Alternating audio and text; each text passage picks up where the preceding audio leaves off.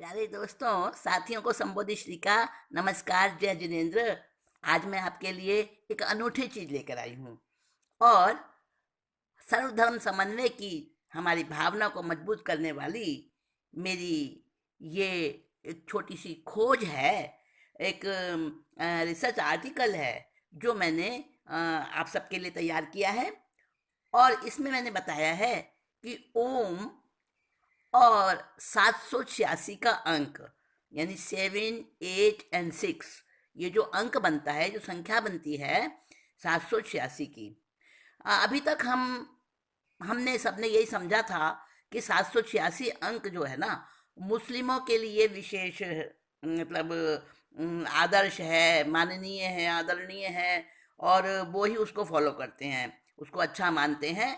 और उनको ही उनके धर्म में ही, मुस्लिम धर्म में ही इसको पूज्य माना जाता है, अरबी भाषा के अंदर।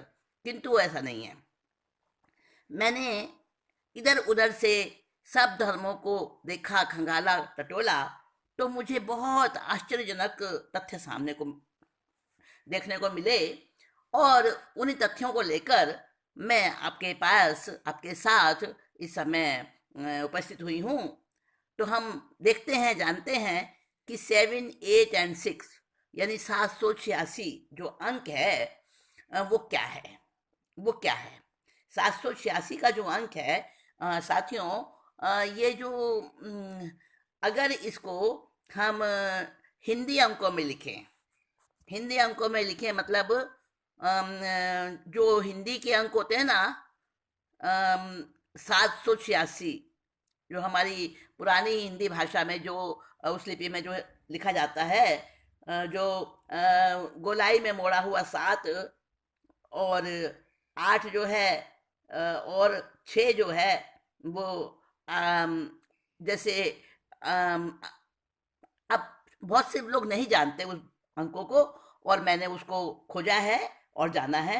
आपको बताती हूँ। तो 786 जब हम उसमें लिखते हैं ना, पुरानी हिंदी भाषा में, हिंदी अंकों में उसको लिखते हैं, तो वो मुस्लिमों के लिए अरबी भाषा का, अरबी भाषा का एक ऐसा अंक है जो बिस्मिल्लाह अल रहमान अल रहीम, ये अरबी भाषा के 3 शब्द हैं जो वो अपने खुदा के लिए, सर्वशक्तिमान के लिए प्रयुक्त करते हैं। बिस्मिल्लाह अल रहमान अल रहीम। तो इन सब का कुल जोड़ अरबी भाषा में 786 होता है। अर्थात बिस्मिल्लाह के लिए 7, अल रहमान के लिए 8 और अल रहीम के लिए 6। तो अरबी भाषा में ये हो गया 786 अंक ज्योतिष के हिसाब से। और देखिए, सृष्टि के साथ जैसे जैसे सृष्टि आगे बढ़ी, वैसे वैसे धर्म का भी विकास हुआ। और धर्म गुरुओं ने अनेकों अनेकों प्रकार से अपने अपने धर्मों के हिसाब से उस सृष्टि का मतलब विचार किया, उस सृष्टि की निर्माण की बात बताई, अपने अपने ढंग से सबने उसका वर्णन किया। और इसी से विवाद उत्पन्न हुए, नए नए कानून सबने अपने अपने बना लिए, परंतु परंतु वो शक्ति नहीं बदली। जो वो सर्व सत्ता की शक्ति थी ना, वो नहीं बदली। वो हमेशा कल्याणकारी शक्ति, शिव शक्ति, वो कभी नहीं बदली। और मैं आपको बता दूं, शिव, शिव जो शब्द है जिसका अर्थ होता है कल्याण, जिसे परम परमेश्वर कहा गया है, और हिंदू धर्म में भी महादेव कहा गया है, देवों के देव महादेव। तो शिव की जो शक्ति है, वो इस शिव शक्ति का भी अर्थ है 786। कैसे? देखिए, हमारे शरीर के अंदर बहुत सारी नाड़ियां हैं, बहुत सारी नाड़ियां हैं। और उसमें से 3 नाड़ी खास हैं, बहुत खासम खास। कौन कौन सी? इड़ा, पिंगला और सुषुम्ना। इड़ा यानी के चंद्र नाड़ी, पिंगला यानी कि सूर्य नाड़ी, और सुषुम्ना यानी कि न्यूट्रल, दोनों के बीच में चलने वाली नाड़ी। तो इड़ा और पिंगला आजू बाजू होती हैं, इड़ा होती है लेफ्ट साइड में, पिंगला होती है राइट साइड में, और सुषुम्ना होती है बीच में। तो इड़ा पिंगला सुषुम्ना को योगियों ने साक्षात्कार किया है, और वो साक्षात्कार जो है वो 8 का अंक बीच का सुषुम्ना का है, और 7 का अंक लेफ्ट साइड में इड़ा का है, और पिंगला का अंक राइट साइड में 6 का है। तो ये भी 786 अंक बनता है। और इन 3 नारियों का जो संतुलन होता है, 3 नारियों का संतुलन है, वो शिव का त्रिशूल है। आप देखिएगा, शिव का जो त्रिशूल है, कभी आपने शिव की फोटो मूर्ति में देखा हो तो शिव का त्रिशूल है वो 3 नारियों का संतुलन का ही प्रतीक है। और काबा मुस्लिम धर्म का जो एक तीर्थ स्थल है, पूज्य तीर्थ स्थल है काबा मक्का में, तो वहाँ भी शिव की ही पूजा और परिक्रमा होती है। उनके माथे पर चंद्र है। सचमुच बात है ये, जो लोग गए हैं और जो साक्षात्कार करके हैं उन्होंने बताया। हालांकि मुस्लिम इस बात को प्रचारित नहीं करते हैं और इस बात को एग्री भी नहीं करते हैं, एक्सेप्ट भी नहीं करते हैं, परंतु बात सत्य यही है। और उसे हर महत्व देते हैं, और हर शब्द वहां पे जाके बोलते हैं, हर शब्द बोलते हैं। तो ये ओम जो शब्द है, ओम, अब देखिए, जब हमारा सांस आता है तो उसमें भी ओम की ध्वनि आती है, डकार आती है तो ओम की ध्वनि आती है, ओम, ऐसे। और बताऊं आपको, हिंदुओं में कृष्ण और शिव दोनों ही पूज्य हैं। अब देखिए, कृष्ण की बात बताती हूँ, शिव की तो बता दी मैंने आपको। कृष्ण बांसुरी बजाते हैं ना, कृष्ण बांसुरी बजाते हैं। और रहीम और रहमान कवि हुए हैं, और भी बहुत कई कवि हुए हैं मुस्लिम में भी, जिन्होंने कृष्ण के गुणगान किए हैं, तो राम के गुणगान किए हैं। भक्ति तो बहती है। जब नदी बहती है ना, तो वो कहीं अवरोध पाकर रुकती नहीं है। इसी तरह से भक्ति की धारा जब बहती है तो वो किसी एक स्थान पर नहीं बहती। भक्ति की धारा तो पवित्र होती है, और पवित्रता के साथ में वो सब तरफ बहती है। तो कृष्ण पूज्य रहे हैं सभी के, हिंदू के भी मुस्लिम के भी।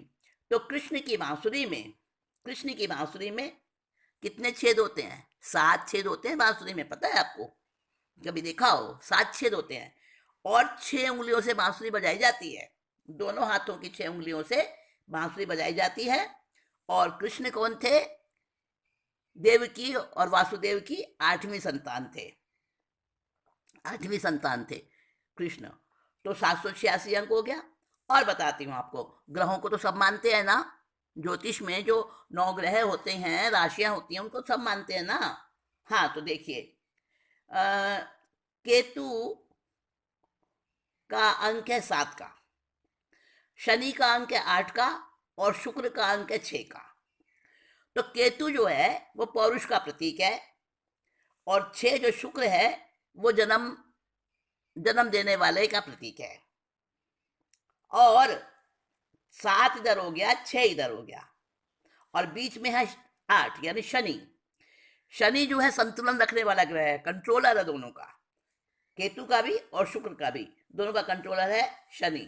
तो शनि है संतुलन रखने वाला, जो दोनों के साथ में बराबर कंट्रोलिंग पावर रखता है।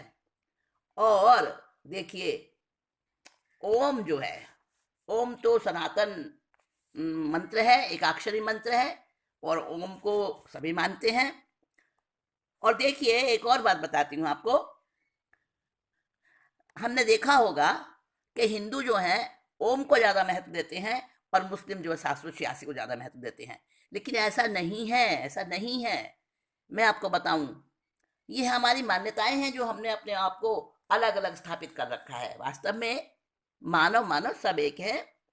तो अब देखिए, राम राम बोलते हैं, राम राम राम राम कोई भी बोल देता है, चाहे वो शिव को मानने वाला हो, या कोई गायत्री को मानने वाला हो, या कोई राम राम सभी बोल देते हैं एक दूसरे को, है ना। तो राम राम जो है ना, वो आपकी 108 मोतियों की माला बन जाता है। राम राम। एक राम में है 54। एक राम इज इक्वल टू 54 और 2 बार राम राम बोला जाता है तो 108। कैसे बताती हूँ। ये भी र और आ की मात्रा और म, राम में यही होता है ना। अब देखिए, अ और आ के बाद आ आता है तो अ का ए की वैल्यू हो गई 1 यानी 1 और आ की वैल्यू हो गई 2। ठीक है, आ की मात्रा 2, वैल्यू हो गई 2। अब क ख ग घ इस तरह से लिख लेते हैं हम। तो एक क के 5 हो गए, क वर्ग, क ख ग घ ङ, और च छ ज झ न, और ट ठ ड ढ न, और त थ द ध न, और प फ ब भ म। ये 25 हो गए ना, 25। तो अगर हम क को 1 का अंक देते हैं और नंबर से सबके अंक लगाते चले जाते हैं तो म को मिलेगा 25। ठीक है, और फिर उसके बाद य और र, य और र यानी 26 और 27, र को मिलेगा 27। ठीक है, अब देखिए रा, र, राम में पहले र आया, र में कितने हो गए 27। ठीक है, आ की मात्रा का 2 और म के 25, तो कितने हो गए प्लस मिला के 27, 2 और 25, 54, 54 हो गए ना। एक राम में 54 और 2 राम में 108। और 108 सभी माला के मोती होते हैं, सभी हर धर्म की माला के मोती होते हैं मुस्लिम को छोड़कर। मुस्लिम में 101 होते हैं, 108 नहीं होते हैं। तो राम राम की मान्यता सब में है और वो भी 108 ही है, होता है, एक माला हो जाती है। और एक बात और बताऊं, एक मुस्लिम लेखक हैं रफील, रफील, तो उनकी पुस्तक है एक, उन्होंने एक पुस्तक लिखी है रफील ने। तो रफील ने अपनी पुस्तक में लिखा है कि अगर 786 का अंक खड़े होकर बोला जाए भावना से, श्रद्धा से, तो नई ऊर्जा, एनर्जेटिक वेव्स हमारे बॉडी में से निकलती हैं। जैसे ओम का नाद है, ओम का नाद है, ऐसे ही 786 का भी नाद है। तो हम ये समझें कि 786 मुस्लिम के लिए हर काम में पवित्र, सबसे पहले किया जाने वाला, सबसे पहला माने जाने वाला, याद किया जाने वाला पवित्र अंक है। और हिंदुओं के लिए भी, क्योंकि कृष्ण का वाचक है, क्योंकि राशियों का वाचक है, ग्रहों का वाचक है, क्योंकि नारियों का वाचक है, और शिव का वाचक है, त्रिशूल का वाचक है, इसलिए हिंदुओं के लिए भी ये 786 का अंक और ओम बराबर के आदरास्पद हैं, सम्मान देने के लिए योग्य हैं। और अरबी भाषा में बिस्मिल्लाह अल रहमान अल रहीम, इनका कुल योग भी 786 होता है। तो मुस्लिम भी 786 अंक को इसीलिए मानते हैं। हर जो पक्का मुस्लिम होगा ना, उसके घर के बाहर आपको 786 जरूर लिखा मिलेगा। इतना पूज्य माना गया है 786 का अंक। और एक बात और बता दूं आपको चलते चलते, पहले समय में जब पोस्ट कार्ड लिखे जाते थे, पुराने हमारे भाइयों बहनों को याद होगा, पोस्ट कार्ड लिखे जाते थे तो वहां पर श्री लिखा जाता था, सबसे पहले श्री। और वो श्री जो लिखा जाता था ना, वो श्री भी हिंदी का 786 ही है। हाँ, ये बड़ी पते की और ऐसे की एक गुप्त बात बताई मैंने आपको। आप कितनी भी गुप्त बता दें, कितनी भी गुप्त बातें प्रकट कर दें, सबका सार यही है साथियों, मित्रों, कि हम आपस में भेदभाव को दूर करें। और जैसे हमें ओम पूज्य है, हम उसको आदर देते हैं, ओम का बड़ा सम्मान करते हैं, ओम को सब मानते हैं, एक अक्षरी मंत्र है, और ओम को ऐसा मानते हैं कि इसमें ऊर्जा है, ऊर्जा प्रवाहित होती है। वैसे ही 786 का अंक भी ऊर्जादायी है। और ये हमारे कृष्ण से, शिव से, और हमारी मतलब योगा से ये भी संबंधित है। और मुस्लिमों के लिए तो 786 है ही पवित्र, और हिंदुओं के लिए ही पवित्र है।